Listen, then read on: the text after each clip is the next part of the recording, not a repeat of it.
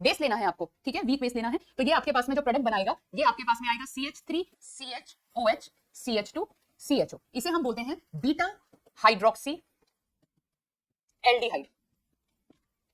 और इस रिएक्शन को हम एल्डोल रिएक्शन क्यों बोल रहे हैं? क्योंकि यहाँ पे आपके पास में एल्डिहाइड और एल्कोहल दोनों प्रेजेंट है, यानी कि यहाँ पे आपके पास में जो प्रोडक्ट बना है इस प्रोडक्ट में एल्डिहाइड प्लस एल्कोहल दोनों प्रेजेंट हैं, तो इन दोनों को ऐड करके हम एल्डोल लिख देते हैं या एल्डोल रिएक्शन बोल देते हैं। तो यानी कि ये आपके पास में दो मॉलिक्यूल एल्डिहाइड ने डाइल्यूट NaOH के प्रेजेंस में रिएक्शन करी और आपके पास में हाइड्रोक्सी एल्डिहाइड बना, बीटा हाइड्रोक्सी एल्डिहाइड बना। ऐसे ही आप कीटोन के साथ में भी कर सकते हैं। Breaking of multiple bond addition reaction, breaking of multiple bond addition reaction, हाँ ऐसे भी कह सकते हो, बट बेसिकली पर यहाँ पे ये जो रिएक्शन अगर आप एडवांस लेवल पे बात करते हैं तो there is a formation of CC bond, यानी कि ये रिएक्शन कौन सी कैटेगरी में आती है? सीसी बॉन्ड की फॉर्मेशन की, सीसी बॉन्ड फॉर्मेशन हो रहा है यहाँ पे, यानी कि ये रिएक्शन जिस कैटेगरी में आप पढ़ते हो वो कैटेगरी आपकी क्या है? सीसी बॉन्ड का फॉर्मेशन हो रहा है, कार्बन और कार्बन, नए कार्बन और कार्बन बॉन्ड का फॉर्मेशन हो रहा है। एडिशन इसलिए बोल रहे हैं क्योंकि आपके दो मॉलिक्यूल आपस में कंबाइन करके सिंगल मॉलिक्यूल बना रहे हैं। यहाँ पे आपने एल्डिहाइड लिया, आप कीटोन भी ले सकते हो, जरूरी नहीं है कि आपको एल्डिहाइड ही लेना है। तो CH3CO CH3 टू मॉलिक्यूल आपने यहाँ पे लिए, आपने डाइल्यूट NaOH के साथ रिएक्शन कराई तो आपको यहाँ पे मिला CH3CO CH2 COH CH3 CH3। तो ये आपके पास में आ गया बीटा हाइड्रोक्सी कीटोन। तो ये भी आपके पास में एल्डोल रिएक्शन है। अब सबसे पहले हम बात करते हैं इसकी मैकेनिज्म की। तो मैकेनिज्म की बात करते हैं, यहाँ पे सबसे पहले हमारे पास में आता है मैकेनिज्म कैसे प्रोसीड करती है। मैकेनिज्म इस तरीके से प्रोसीड करती है कि यहाँ पे जो बेस है वो बीटा, जो आपके पास में बीटा हाइड्रोजन है जो कि एसिडिक इन नेचर है, उसके साथ रिएक्शन करके सबसे पहले इनोलेट आयन बनाएगा, क्योंकि बेसिक मीडियम में रिएक्शन हो रही है तो आपके पास में इनोलेट आयन बनेगा। यानी कि आप यहाँ पे लोगे एल्डिहाइड वाली मैं रिएक्शन ले रही हूँ, मैं इसे ऐसे लिख रही हूँ CH3C डबल बॉन्ड H, मैंने एल्डिहाइड ले लिया। ये एल्डिहाइड क्योंकि यहाँ पे ये आपके पास में बीटा कार्बन है और बीटा कार्बन के पास में जो हाइड्रोजन है वो एसिडिक इन नेचर है, तो जो आपके पास में OH है वो इस एसिडिक हाइड्रोजन को एब्स्ट्रैक्ट कर लेगा, यानी कि यहाँ पे आपके पास में डीप्रोटोनेशन हुआ, प्रोटॉन अलग हो गया। और जब ये प्रोटॉन अलग हुआ तो आपके पास में ये सिग्मा बॉन्ड यहाँ पे शिफ्ट हुआ और ये पाई बॉन्ड यहाँ पे शिफ्ट हुआ। तो यहाँ पे जो आपके पास में प्रोडक्ट बनेगा वो प्रोडक्ट आपके पास में आएगा CH2 double bond CO negative H। इसे आप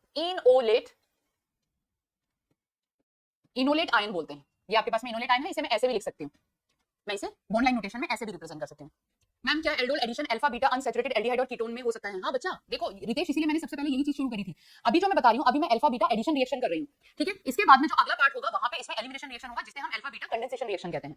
मैम क्या aldol alpha beta unsaturated aldehyde और कीटोन में हो सकता है? बिल्कुल हो सकता है, बट वो आपकी दूसरी रिएक्शन आएगी, इसके बाद आगे आने वाली रिएक्शन है वो एल्डोल। तो आपका मैंने पहले क्वेश्चन गलत समझा। तो बेसिकली आपके पास में क्या है, आप पूछ रहे हो कि जो एल्डोल रिएक्शन है वो आपके पास में unsaturated alpha beta unsaturated aldehyde और कीटोन में हो सकती है। Yes, this is a type of aldol reaction. जो अगली रिएक्शन आएगी वो इसी का टाइप है जो आपने क्वेश्चन पूछा है। तो नेम रिएक्शन सारी कवर करते हुए चल रहे हैं, इसमें आपकी सारी कवर हो जाएगी। तो यहाँ पे आपके पास में इनोलेट आयन बना, ये enolate ion as a nucleophile की तरह काम करता है और ये न्यूक्लियोफाइल अब इलेक्ट्रोफाइल पे अटैक करेगा। कैसे?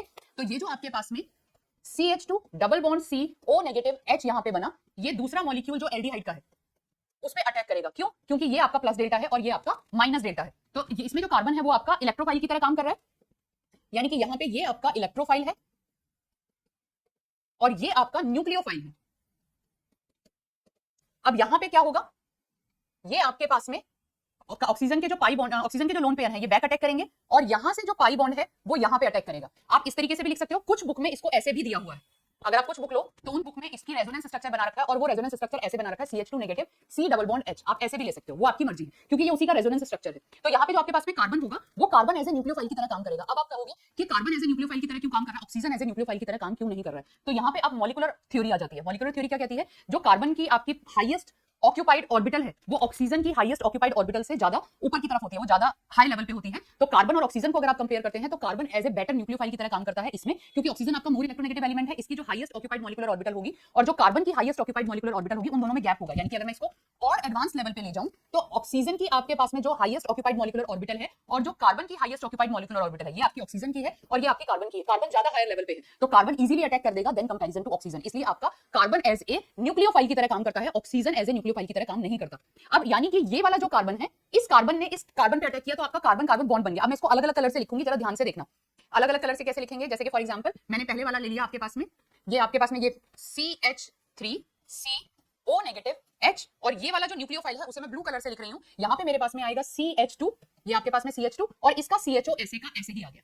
ये हो गया आपके पास में। या फिर मैं इसे सिंपल ऐसे भी तो लिख सकती हूं, इतना ज्यादा कॉम्प्लिकेटेड करने की जरूरत क्या है, मैं इसे डायरेक्टली ऐसे लिख सकती हूं कि मुझे दिया है ये CH आ गया और यहां पे फिर मेरे पास में आ गया CH2 CHO, ठीक है। यानी कि ये वाला जो कार्बन है इस कार्बन ने न्यूक्लियोफाइल की तरह काम करा और इस न्यूक्लियोफाइल ने इस इलेक्ट्रोफाइल पे अटैक किया, आपका कार्बन कार्बन न्यू बॉन्ड बन चुका है। जैकी लवर गुड आफ्टरनून, बच्चा कहां थे तुम इतने दिनों से, कितने दिनों से क्लासेस में नहीं आ रहे हो? तो यहाँ पे आपके कार्बन और कार्बन के बीच में नया कार्बन कार्बन बॉन्ड बन चुका है, सीसी बॉन्ड बन गया है। तो एल्डोल एडिशन रिएक्शन में मेनली आपका सीसी न्यू बॉन्ड बनते हैं। अब इसमें आप फर्दर वर्कअप करोगे। वर्कअप क्या करते हैं, आप एसिड हाइड्रोलिसिस कराते हैं। जब आप एसिड हाइड्रोलिसिस कराएंगे तो आपके पास में जो प्रोडक्ट आएगा वो आएगा CH3OH CH2 CHO। आपके पास में आ गया बीटा हाइड्रोक्सी एल्डिहाइड।